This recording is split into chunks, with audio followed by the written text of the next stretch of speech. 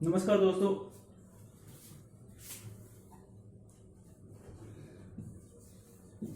Counting figures नमस्कार दोस्तों, आज का जो हमारा टॉपिक है उसका नाम है काउंटिंग फिगर्स। और काउंटिंग फिगर्स को कहते हैं हिंदी में आकृतियों की गणना करना। काउंटिंग फिगर्स को क्या कहते हैं? आकृतियों की गणना करना, है ना। तो देखिए, इससे पहले वाले क्लास में हमने बात की थी, जो हमारा रीजनिंग का टॉपिक पढ़ा था हमने कैलेंडर, और आज का जो हमारा टॉपिक है उसका नाम है काउंटिंग फिगर्स। कि आपके जो एग्जाम में जो क्वेश्चन आते हैं वो आते हैं तीन तरीके से आते हैं। जो पहला प्रकार है उसमें से आपको पूछा जाता है कि वर्गों की संख्या कितनी है। उसमें से आपको क्या पूछा जाता है कि वर्गों की संख्या कितनी है। उसमें यानी कि आपको एग्जाम में कोई भी प्रश्न दे दिया और आपको ये बताना होता है कि निम्नलिखित आकृति में से वर्गों की संख्या कितनी है। ठीक है, उसके बाद में आपसे दूसरा जो क्वेश्चन पूछा जाएगा वो प्रश्न क्या पूछा जाएगा कि आपको बतानी है कि जो आयतों की संख्या है वो कितनी है। कि आपको एग्जाम में कोई भी एक आकृति दे दी गई होगी और आपको बताना है कि इस आकृति में जो आयत दिए गए ये कुल कितने हैं। ठीक है, उसके बाद में देखिए आपसे क्वेश्चन नंबर 3 क्या पूछा जाएगा कि निम्नलिखित आकृति में से त्रिभुजों की संख्या कितनी है। कि निम्नलिखित आकृति में से त्रिभुजों की संख्या कितनी है। कि देखिए, तो ये जो हमारा आज का जो टॉपिक है काउंटिंग फिगर, और इसको हिंदी में कहते हैं आकृतियों की गणना करना। और इससे जो हमारे एग्जाम में तीन तरह के क्वेश्चन पूछे जाते हैं। पहला क्वेश्चन है क्या? वर्गों की संख्या। कि आपको कोई भी एक आकृति दे दी जाएगी और फिर आपको बताना होगा कि निम्नलिखित आकृति में कुल कितने वर्ग है। और दूसरा जो प्रश्न पूछा जाएगा उसमें आपको बताना है कि निम्नलिखित आकृति में से आयतों की संख्या कितनी है। और जो तीसरा जो क्वेश्चन है आएगा उसमें आपको आकृति दे दी गई होगी और उसमें से आपको बताना है कि निम्नलिखित आकृति में कुल कितने त्रिभुज है।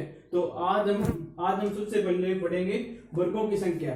कि आपको कोई भी आकृति दे दी गई होगी तो आप जो उसमें से कैसे बताओगे कि इस आकृति में कुल कितने वर्ग है। तो ठीक है, उसके बाद देखिए मैं आपको मान लीजिए आपके एग्जाम में ये आकृति दे दी, एक तो ये आकृति दे दी और एक ये आकृति दे दी। तो देखिए इस तरह के क्वेश्चन होते हैं वो सिंपल होते हैं कि जैसे आप इस आकृति देखोगे तो आप बता दोगे कि इस आकृति में जो वर्गों की संख्या है वो कितनी है, एक है। और इसी तरीके से इसमें भी आप बता दोगे कि इसमें कुल वर्गों की संख्या कितनी है, 1 2 3 4, और एक ये हो गया बार वाला। ठीक है, यानी कि एक ये वर्ग हो गया, तो इसमें कुल वर्गों की संख्या कितनी है, 5। यानी कि इस तरीके के सिंपल प्रश्न आएंगे तो आप उनमें आप क्या करोगे, काउंटिंग करके आराम से बता सकते हो। उसके बाद में देखिए कि उसके बाद देखिए आपके एग्जाम में इससे कोई इस आकृति से और बड़ी आकृति पूछ ली जाए। कि मान लीजिए आपको ये आकृति दे दी और उसमें से आपको पूछ लिया कि निम्नलिखित आकृति में से कुल कितने वर्ग है। तो आपको क्या करना है कि आपके पास दो तरीके हैं कि आप पहले तो इनको क्या कर लो, यानी कि जो भी इसमें वर्ग दिए गए उनको काउंट कर लो, या फिर इसकी एक ट्रिक है। तो पहले आपको क्या करना है कि ये जो 1 नंबर कॉलम है इसमें लिखना है 1, उसके बाद में आपको लिखना है यहाँ पे 2 और फिर यहाँ पे लिखना है 3। इसी तरीके से आपको जो नीचे वाली जो रो है इसमें भी पहले 1 लिख दिया यहाँ पे, उसके बाद में लिखना है 2 और उसके बाद में आपको क्या लिखना है, 3 लिखना है। तो ठीक है, तो पहले आपको क्या करना है, सिंपल सा है कि जो अंतिम नंबर है ऊपर वाली लाइन का और अंतिम नंबर नीचे वाली लाइन का, इन दोनों को आपको क्या करना है, आपस में गुणा करना है। तो 3 को 3 से गुणा किया तो क्या आ गया, 9 आ गया। उसके बाद में आपको क्या करना है, घटते हुए क्रम में चलना है जब तक दोनों में से किसी में भी एक ना आ जाए तब तक। तो देखिए 3 से पहले क्या आता है, 2 को 2 से गुणा किया तो कितने आ गए, 4। 2 से पहले क्या आएगा, 1, और 1 को 1 से गुणा किया तो 1। अब देखिए 9 और 4 कितने होते हैं, 13, और 1 कितने हो गए, 13 और 1 कितने होते हैं, ये होते हैं 14।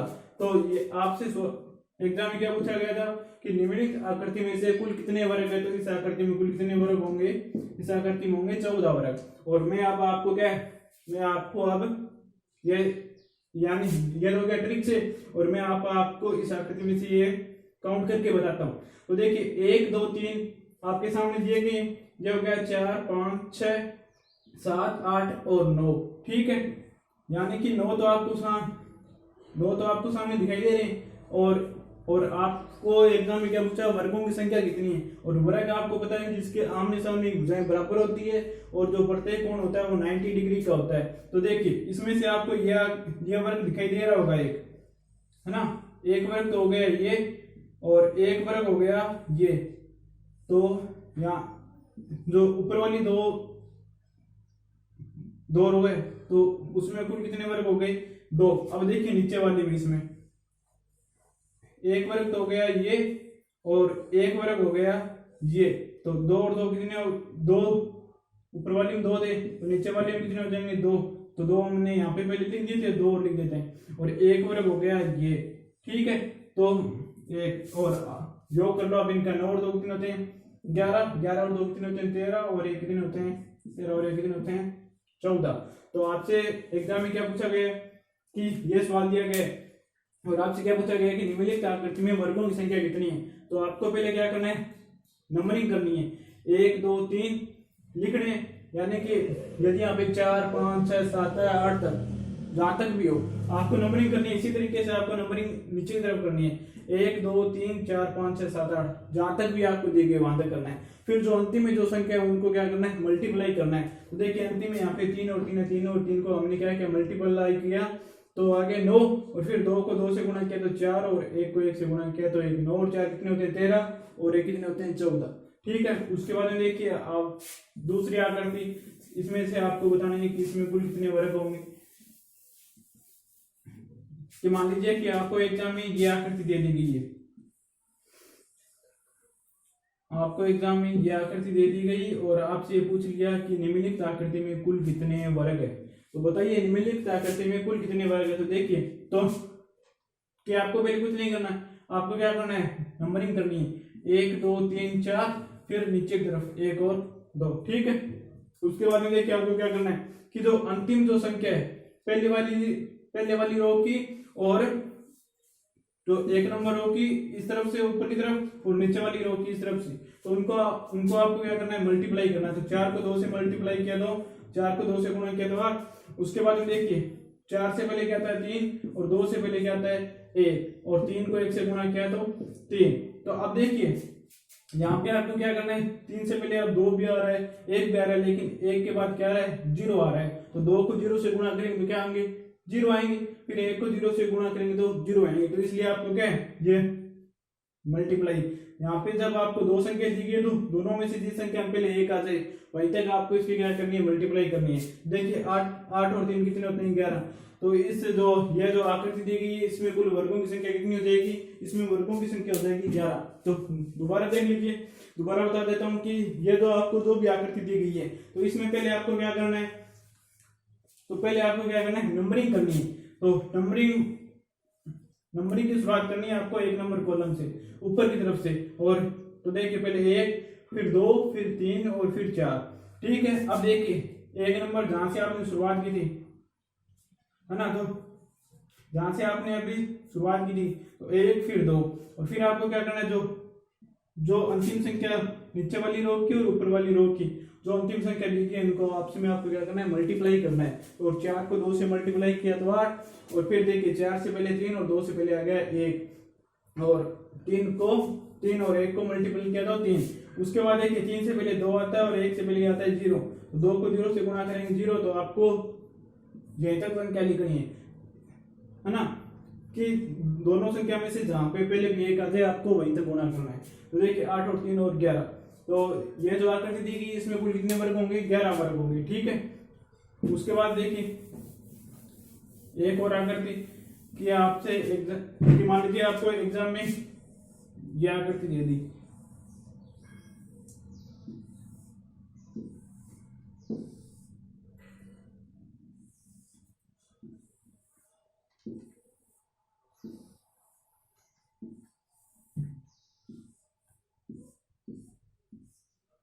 कि आपको एग्जाम में मान लीजिए ये आकृति दे दी और आपसे पूछ लिया कि निम्नलिखित आकृति में वर्गों की संख्या कितनी है। तो आपको पहले कुछ नहीं करना, आपको क्या करना है? नंबरिंग करना है, 1 2 3 4 और 5, और इसी क्रम में 1 2 3 4 और 5, और देखिए इसके बाद 6 7 8 9 तक दी गई आकृति तो हम नंबरिंग कर सकते हैं। इसी तरीके से 6 7 8 9।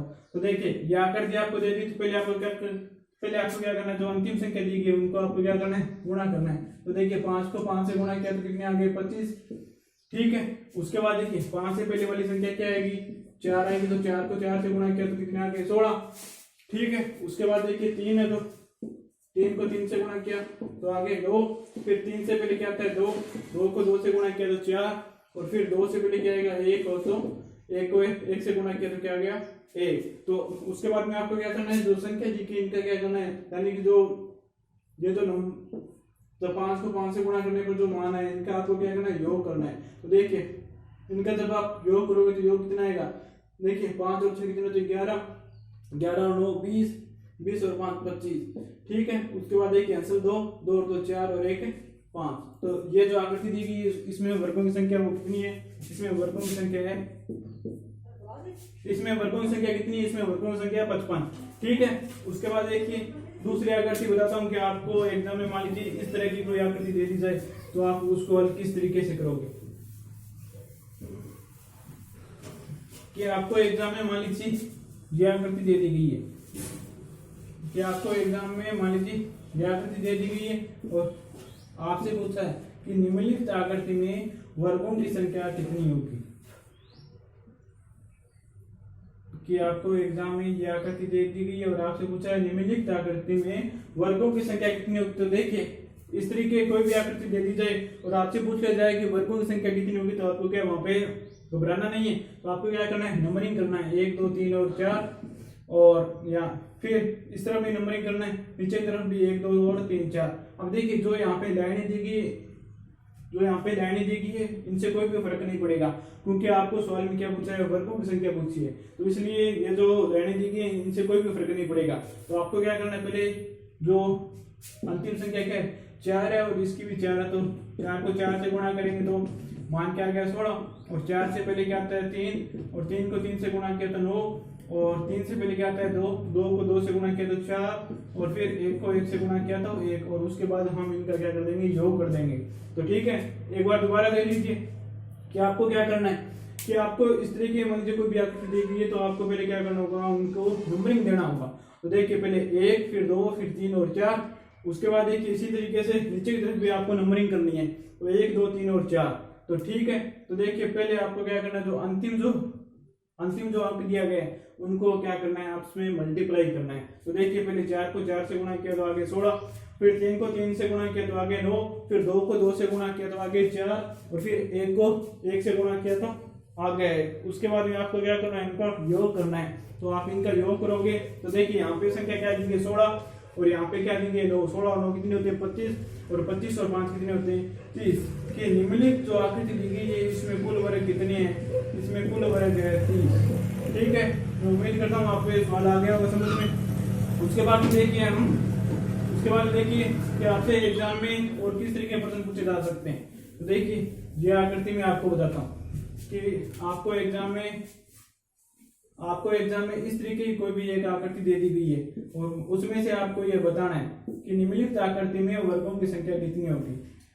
ये आकृति दी गई है आपको एग्जाम में और इस आकृति में आपको बताना है वर्गों की संख्या कितनी है। तो देखिए जो पहले आपको क्या करना है, जो बीच वाली जो वर्ग दिए गए इनको एक बार छोड़ दो और बाकी को आपको क्या करना है, इनको नंबरिंग दे दो 1 2 3 4, 1 2 3 और 4।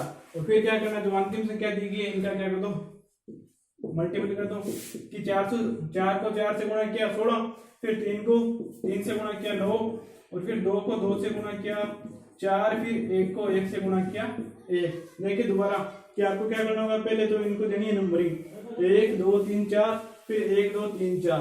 फिर देखिए जो अंतिम जो संख्या दी गई है इनको आपको क्या करना है, मल्टीपल करना है। देखिए 4 को 4 से गुणा किया 16, 3 को 3 से गुणा किया 9, 2 को 2 से गुणा किया 4, तो फिर 1 को 1 से गुणा किया तो 1, और ये कुल संख्या कितनी होगी 30 होगी। उसके बाद देखिए कि आपको इस सवाल में 2 आकृति दी गई है। देखिए इसमें देखिए एक ये भी तो वर्ग है, ये भी तो वर्ग है, और ये भी जो आकृति ये भी वर्ग है, और ये भी वर्ग है, और ये जो आकृति ये भी क्या हो गया, वर्ग हो गया। तो इस आकृति में कुल कितने वर्ग दिए गए हैं 5। ऐसे भी कर सकते हैं, नंबरिंग दे दो 1 2, और यहाँ पे 2 को 2 से गुणा कर लो पहले, आगे 4, फिर 1 को 1 से गुणा किया तो आ गया 1। यानी कि इस कहने का मतलब हो गया कि इस आकृति में कुल कितने वर्ग हैं 5, और इस तरीके की कुल कितनी आकृति दी गई है 2। तो 5 को 2 से गुणा किया तो आगे 10। तो इस सवाल का उत्तर क्या हो जाएगा कि निम्नलिखित आकृति में कुल कितने वर्ग है 40। ठीक है, तो देखिए यहाँ पे काउंट करके बता सकता हूँ 1 2 3 4, और 1 हो गया ये 12 वाला 5 वर्ग। ठीक है, उसके बाद देखिए नेक्स्ट प्रश्न कि आपको क्या आपकी बार आकृति ना देखकर कि आपको एग्जाम में क्या देते, बिंदु देते, है ना, बिंदु देते और फिर आपसे पूछ ले कि निम्नलिखित आकृति में से कुल कितने वर्गों का निर्माण कर सकते हैं, या निम्नलिखित बिंदुओं की सहायता से हम कुल कितने वर्गों का निर्माण कर सकते हैं। तो देखिए आपको ये बिंदु दे दिया, ये बिंदु दे दिया,